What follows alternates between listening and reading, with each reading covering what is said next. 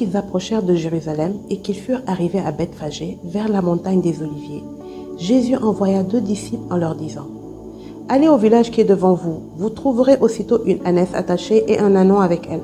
Détachez-les et amenez-les-moi. Si quelqu'un vous dit quelque chose, vous répondrez: le Seigneur en a besoin.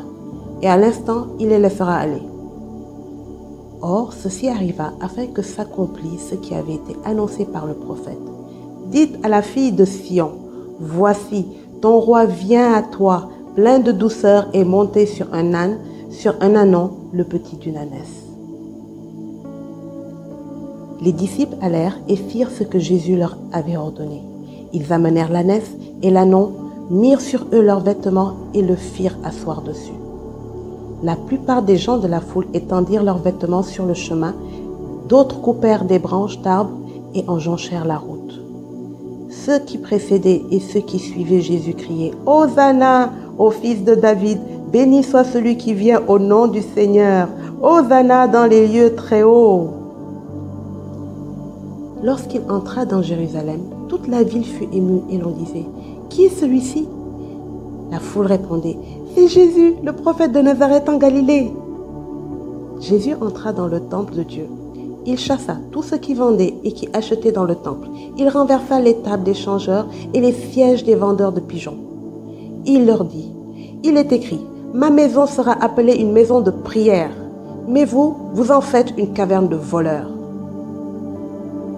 Des aveugles et des boiteux s'approchèrent de lui dans le temple, et il les guérit.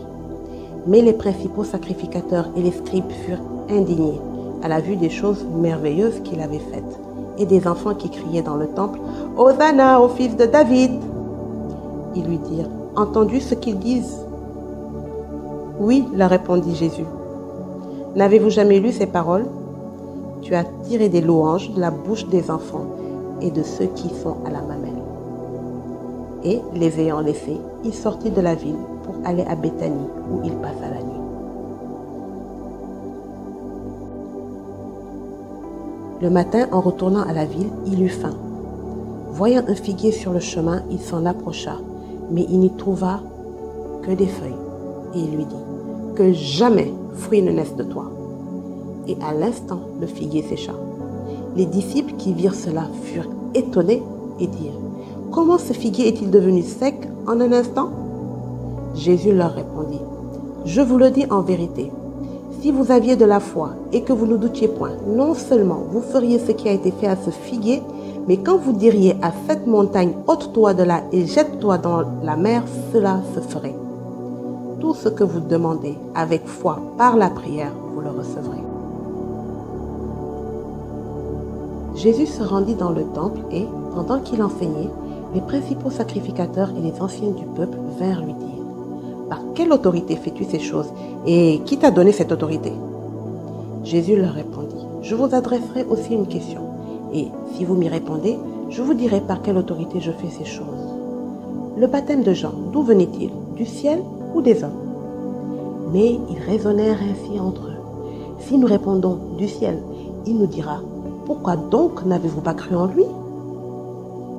Et si nous répondons des hommes, nous avons à craindre la foule, car tous tiennent Jean pour un prophète. » Alors ils répondirent à Jésus: « Nous ne savons pas. » Et il leur dit à son tour: « Moi non plus, je ne vous dirai pas par quelle autorité je fais ces choses. » Que vous ensemble, un homme avait 2 fils, et, s'adressant au premier, il dit: « Mon enfant, va travailler aujourd'hui dans ma ville. » Il répondit: « Je ne veux pas. » Ensuite, il se repentit et il alla.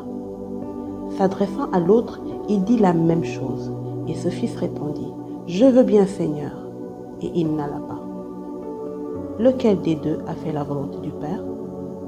Ils répondirent: « Le premier. » Et Jésus leur dit: « Je vous le dis en vérité, les publicains et les prostituées vous devanceront dans le royaume de Dieu. Car Jean est venu dans la voie de la justice et vous n'avez pas cru en lui. Mais les publicains et les prostituées ont cru en lui. Et vous, qui avez vu cela, vous ne vous êtes pas ensuite repentis pour croire en lui. » Écoutez une autre parabole.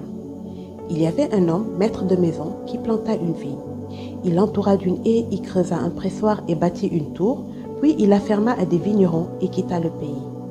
Lorsque le temps de la récolte fut arrivé, il envoya ses serviteurs vers les vignerons pour recevoir le produit de sa vigne. Les vignerons, s'étant saisis de ses serviteurs, battirent l'un, tuèrent l'autre et lapidèrent le troisième. Il envoya encore d'autres serviteurs en plus grand nombre que les premiers, et les vignerons les traitèrent de la même manière.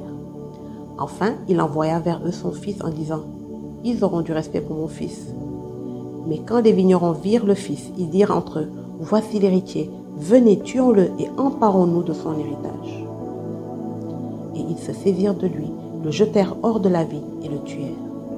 Maintenant, lorsque le maître de la vigne viendra, que fera-t-il à ces vignerons? Ils lui répondirent, il fera périr misérablement ces misérables, et il affermera la vigne à d'autres vignerons qui lui en donneront le produit au temps de la récolte. Jésus leur dit, n'avez-vous jamais lu dans les Écritures, la pierre qu'ont rejetée ceux qui bâtissaient est devenue la principale de l'angle. C'est du Seigneur que cela est venu, et c'est un prodige à nos yeux. C'est pourquoi je vous le dis, le royaume de Dieu vous sera enlevé et sera donné à une nation qui en rendra les fruits. Celui qui tombera sur cette pierre s'y brisera, et celui sur qui elle tombera sera écrasé. Après avoir entendu ces paraboles, les principaux sacrificateurs et les pharisiens comprirent que c'était d'eux que Jésus parlait. Et ils cherchaient à se saisir de lui, mais ils craignaient la foule parce qu'elle le tenait pour